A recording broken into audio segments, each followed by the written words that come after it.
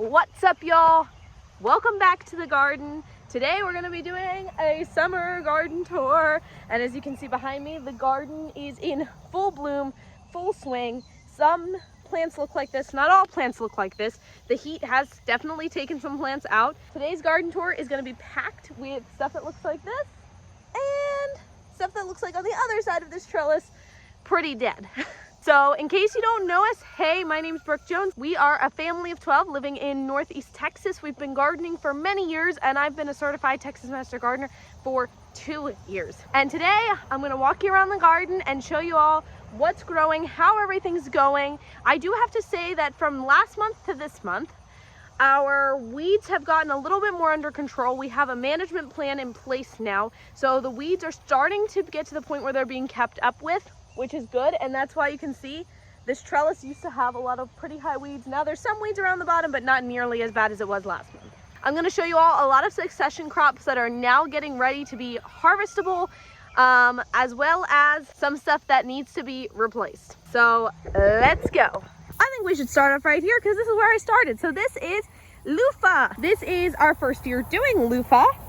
Yay. I did not expect it to turn out this well. Now we haven't harvested any yet, but from what I understood, it's not like time. Like now it's starting to be time, and as you can see, so pretty. I'm sort of just waiting for it to dry out at this point, and I think it'll be ready pretty soon. So for those of you who don't know, loofah is sponges, and yes, you can grow your own sponges in the garden. How exciting. The bees have really been loving these. That's a carpenter bee though, not our bees. They really like these yellow flowers, and it's been blooming like crazy. It's been loving the heat, and even all the extra rain that we've been getting doesn't seem to bother it at all. I also have some smaller fruits. We got one there and one down there. So I think we have, I want to say 6 plants on this trellis. And so far it's been doing well with needing very minimal care, just besides that weeding around the bottom. Pretty much it's needed nothing else from me. And then on the other side of this trellis, we have, ignore the weeds, but we've got dead cucumber plants. So these cucumbers provided us with a huge bounty in spring and early summer. We made a lot of pickles off of these cucumbers. Normally, this is about the point where cucumbers die out and we have to replace them. Now, I have other cucumber plants in the garden ready to take their place, but I'm also going to rip these up and plant more here because they'll be harvestable in fall. Cucumbers don't just keep producing all season long. A lot of times you have to replace them. It's completely normal. Throughout the garden, you're going to see a lot of these zinnia bushes because we've had tons of volunteer zinnias this year. We're not really weeding around them because they're doing fine without needing the extra weeding. So you're going to see these throughout the garden. We've got one there, one up there, one behind me right there, one there. So we just sort of have them everywhere. We haven't really been harvesting them this year, even though they are edible, because I've been wanting to leave them for the bees. So I could cut and pick them and make cut flowers out of them if I wanted to, and I think that that's what I want to do next year, is get some different colors and do some cut flowers. But this year I'm just going to leave them to the bees. In this bed where the weeds have been pretty well managed, I would say, is hot pepper plants, which struggled a little bit recently, but they seem to be coming back really well. They're still looking very nice. I don't think we lost any during that time where they looked a little sad. They looked a little sad last month. You can go back and watch, and they're starting to produce peppers again. I've also gotten a lot of peppers off of these and have had enough tomatoes and peppers from the garden to make salsa for the first time this year. So that's super exciting. And then on the ends we have pole beans. Now they sort of stopped over the summer, so I think that the plan is I'm going to rip them out and plant some new ones. Whenever something stops producing like this, I think the best bet is just to rip them out and start over, instead of trying to save them. As you can see, they have a few flowers on them, but they're not really doing much. And I have some pods here that I can collect for seeds as well. And I'll go ahead and do that. I'll probably rip them out and replant them very soon so we can have a nice big fall harvest. But we did get a lot off of those in spring, and I'm not disappointed. The blackberry bushes, which I did show a lot of those last month, they're done producing for the year. So we'll get more blackberries from them next year, but the blackberry bushes themselves haven't changed very much. Here's our elderberry, which I actually just got our first few clusters of berries off of them today. I think I cut about 8 clusters off. So you can see some of the berries are turning purple, and once most of these clusters are purple berries, I go ahead and I cut them off. So I cut, I think, 8 clusters today, and I'll be cutting them over the rest of the summer probably and early fall. Here they are. And this is partially due to the great work of the bees. I've noticed the bees this year, we have a lot more berries on these clusters. Last year when we got berries, there was a lot of open spaces on these clusters like this, like there'd be big holes with no berries on them. And they had a lot less berries than they do this year. They actually looked more closer to this one right here, except they all looked like this. But you can see now this year, a lot of them are actually really full and not a lot of them look like this. So that's a good thing. We probably have about triple to quadruple the berries that we did last year. The bushes have gotten bigger, they're older, more mature, plus with the bees, it just is gonna make for a really nice harvest this year. And I absolutely cannot wait. A little update on the Asian pear tree. I've been showing you guys the fruit that it's been doing throughout the season. So here's one right here. Here's a nice big one. We've got some down here. So this is Asian pears. For those of you who don't know what Asian pears are, they're pretty much like round pears. They taste like a pear, but they have the crunch of an apple, and they're normally very expensive to buy, which is why we wanted a tree, because we all love Asian pears around here, and these are organic. So we do get some from Azure Standard sometimes. And by the way, if you guys want to sign up for Azure Standard, I'm going to leave their referral link down below if you're new. It gives us a little credit. We appreciate it very much, but it's a great place to get bulk organic fruits and veggies, especially if you like to do a lot of canning and preserving like we do. And so we get bulk cherries, carrots, pears, apples, and we make all kinds of stuff with it from their fruit from there. So highly recommend if you don't have a huge garden yet that's producing all of your fruit like we do. But as you can see, it's holding its fruit very nicely, and I think that these will be ready to harvest. I don't know when the harvest season is for these. I just come down here every once in a while and I give them a little squeeze to see if they're ready, but they're all still hard right now. But they're getting to a decent size for Asian pears. Even that right there, I wouldn't be disappointed with, but that's still hard, so it's not ready yet. So wait and see, guys. They might be showing up in our harvest short soon. So you may notice that we have less plants this month, and that's just because we're in a period of ripping out stuff that is no longer producing or not producing enough for us and replanting it, or replanting something else in its place. And we do this so that we can get a nice fall harvest as well. So we get a lot of our bounties in the spring and in the fall, and then the summer and winter are sort of slower periods for this, even though we garden all year round. In this bed, I have some random pepper plants. Don't ask me what varieties they are. I don't know. I think that there's some hots. I think that there's some bells. I harvested off of it today, so you can see there's no more bigger peppers on here. But I have a whole, from this morning's harvest, I have a fridge door shelf full of peppers. So we're doing pretty good, I would say. These peppers will probably stay in for right now. They're doing really good. I don't think I need to replant them. And then this is a cantaloupe that we planted late spring, hopefully to get a fall harvest from. We'll have to wait and see. In this bed, another beautiful zinnia bush. As you can see, the weed management's a lot better now. We've been carefully weed eating around the beds. We've been weeding inside the beds. You can see there's not a lot of weeds going on, which is good. This bush was completely over on the ground this morning. I had to take pretty much all the fruit off. It was way too heavy. So this thing's overproducing, which is a good and a bad thing. There's also another pepper plant back there, but that doesn't really have anything on it right now. The tomatoes are finally in cages after so much procrastination on that. You can see it's sort of squished in there. We're going to probably go ahead and prune a lot of our tomatoes back as we're doing all of this replanting and stuff as well, because you can cut your tomato suckers off and actually plant new tomatoes. Again, we harvested this morning, so there's no red tomatoes on there, but there's lots of green ones you guys can look at. These are large cherry, and they are very, very big. I harvested the potatoes this morning, so you can see there's no more bags there. There's just a huge mound of dirt that I now have to clean up, or should I say soil. We have our eggplant here, one of our eggplants that is gonna produce a fruit right there, which is super cool. And we also have a flower. Yay! We have a zinnia bush. This one needs weeded. We couldn't really get to it with the potato ones here, so we're gonna weed this probably later tonight, and we'll replant in there as well. These black grow bags are also cleared out and now ready for us to plant something else in them. Like I said, we've gotten on top of the weeding, guys. The black grow bags were full of weeds. We finally weeded them out. There's one zinnia plant there, and we're ready to replant in those. In this metal bed, we have a lot of cucumbers. Cucumbers that are about ready to be harvesting from, probably real soon here. They're starting to put flowers on, so I would say within the next couple weeks. I believe that this is all slicing. I think mostly Market More 76.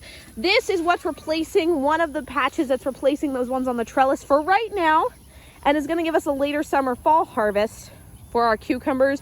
It'll give us more pickles. We'll probably be able to can some pickles. I didn't do any pickle canning in the spring. I did mostly refrigerator pickles. Even though I had enough to can, I did not. So we'll probably do most of our canning in fall. This is absolutely massive patty pan squash plants. There's got to be more than one. I thought we only planted one, but there has to be more than one in here. They're all patty pan squash, so all the things you see that look like zucchini leaves, that's patty pan squash. Because of the squash plant, there is no weeds in here, as you can see, because it's completely shading everything else out. We also have a tomato plant right here, sort of laying here. We're gonna figure out how to cage that. Like I said, we've been working on that too. We have a tomato plant over there somewhere, also gonna need to be caged. Otherwise, we've got like the random zinnia bush. We have an eggplant over here.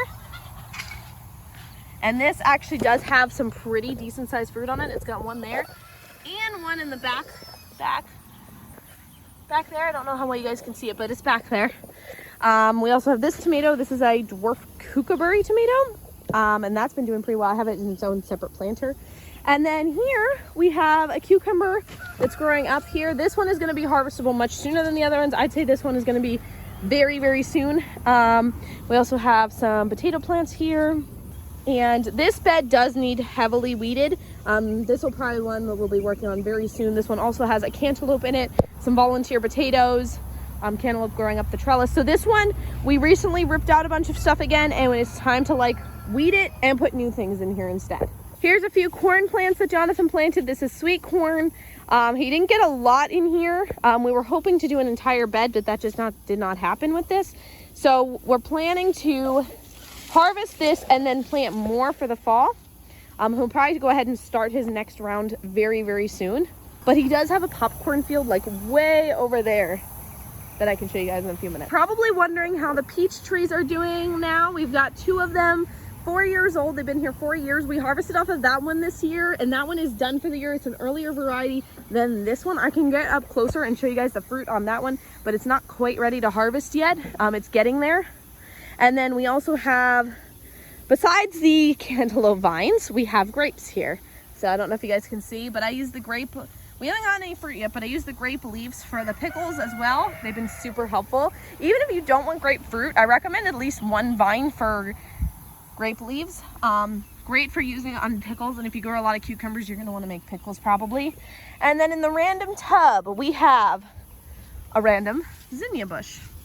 A tomato, this is a Roma tomato, which we now finally have caged. A tomato and a zinnia, I think, is all we have in here right now. So we might plant something else in here. We might clip some of the zinnia back so we can plant something else, but that's all that's in that tub right now. Another area we've worked very hard at getting weeded, as you can see. No more weeds. But we have, this is all grape. So all this vining that you're seeing is just grape vines. But we have mini chocolate bells. You guys could probably see those in our harvest videos. They're super cute and they are so delicious. Highly recommend. We've got Swiss chard, which I've also been cutting and harvesting from. Love Swiss chard, a great heat tolerant Texas green. We have another zinnia bush, random zinnia bush. And then over in this bed, we have watermelon and cantaloupe. And we actually do have some watermelons that'll soon be ready. These are sugar baby variety. Here's one right here. That's getting pretty big, but it's not ready yet. You can tell by knocking on them. And then we also have one back here, which has a pretty nice patch mark on it, but it's not quite ready to harvest yet either. See, it's nice and yellow on the bottom. You can also tell because the vine will die back. So once this vine dies, you'll know for sure that it's done because the vine is not feeding it anymore. Like I've said, we've gotten serious about our weeding, and that includes goat weed from the cow pasture. Goat weed is not something that cows can eat, and it just inhibits grass growth. Oh boy. You guys, look at this. Look. You guys see that back there? That's Marigold sleeping. That's how cows sleep. Everyone freaks out when they have their heads curled like that, but it's actually a fairly normal position for them to sleep in. If a vet tells you that your cow is sick because she's sleeping like that, it's not true. We had a vet tell us that once, or I should say, someone who claimed to be a vet tech tell us that once, but it's not true. Cows sleep like that. It's completely normal for them to curl their heads in like that. They do it all the time. Some people say it's a sign of milk fever, but it's not true. And just in case you're like, well, how do you know she knows what she's talking about? We just had them to the vet, and they got a clean bill of health. That's just how they sleep. If I went over there and I poked her, she'd get up. But I'm gonna let her sleep. I'm not gonna bother. So sweet. Oh, and cows don't sleep standing up either. They sleep laying down. Joshua got a little weeding done around his beehive. You can actually see the beehive a little better now. He's got 2 boxes on there. They've been building out that brood really heavily, so we're hoping for a fall flow, meaning that we put a honey box on for the fall, meaning we get fall honey. We also have some zinnia bushes in there for them. And here's Jonathan's popcorn status update. I don't know, the popcorn just seems to take more time than the sweet corn for some reason. I don't know if that's like how it's supposed to be or whatever, or maybe all the rain has like stunted the growth of it somewhat. But like you can see, it's not overly weedy, and I don't know, maybe it's just the rain or something. But they're growing, they don't look bad. So we might have some pink popcorn this year, we'll have to see. Here's a better view of Mary in the back. Isn't she so sweet? The other cows are up there. I don't know if you guys can see, but you see little Moo up by the cage and then Slurpee on the other side of the cage. Aren't they such sweethearts? All right, so here's the other side of that peach tree that still has peaches on it. Later variety, you can see there's some there. It's got peaches all over it. These branches that are bending down, the chickens, I never even worry about them because the branches that start bending, the chickens get the peaches before it breaks anything. So don't worry, the chickens will do their job. They're happy to help with the overflowing peaches. So that's just how it is. And you can also see we got some grapevine in there. I'm not even sure what to do about that. Like I tried to train the grapevine. I think I'm just gonna have to prune it back in the spring next year. But I don't know what to do because it is up in the tree. Tommy wanted to say hello. All we have in this garden right now is some marigolds and some peppers, which I haven't really been harvesting off of. There's one there. One over there, there's one there. This is a pretty weedy area. Oh, and a few I had noticed we had a few volunteer tomatoes in here.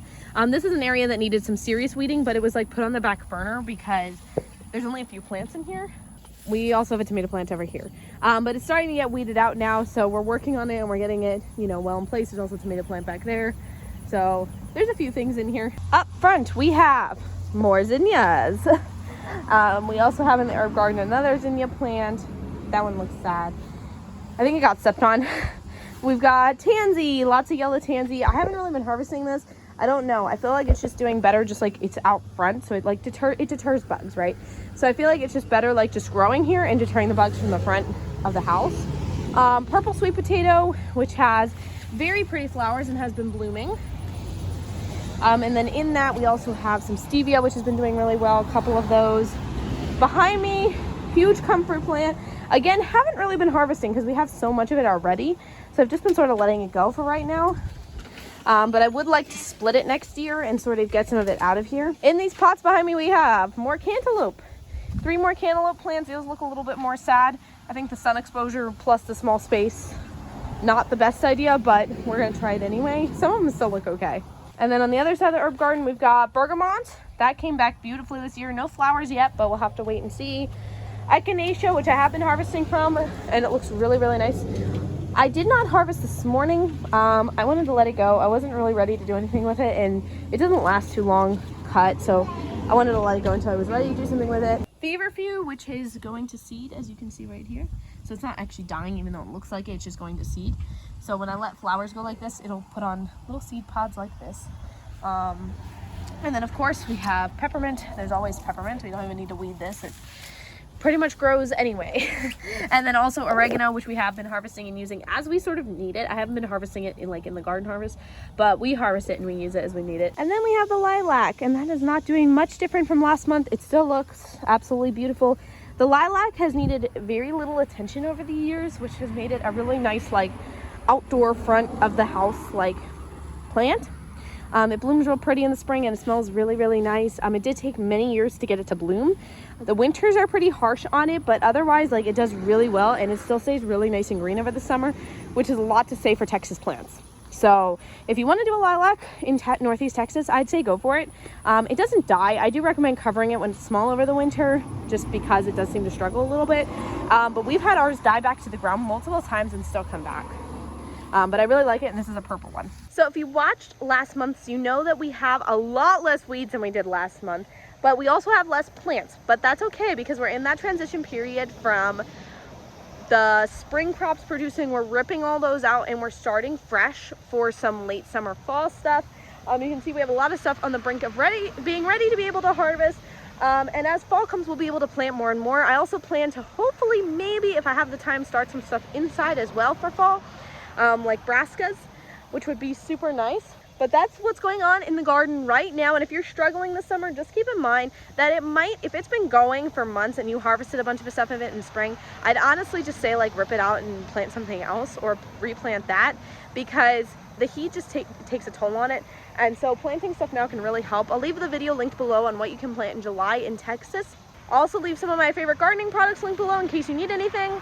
And as well as, don't forget, for our members, we do have that monthly gardening checklist. It's going to help you guys with tasks. It's pretty much just going to keep you on track for the month, and that's for zones 3 through 11, guys. So I'm covering a whole lot of zones there, and it pretty much just helps you with what to plant, what you should be harvesting, and like some tasks that you should be completing in the month of July, just to sort of help you stay on track. So make sure I'll also leave that link down below. So if you're a member, you'll be able to access that through the link down below. Don't forget to like, comment, let me know how your guys' garden is doing in Texas. Let me know what you're harvesting right now, and don't forget to subscribe if you haven't already.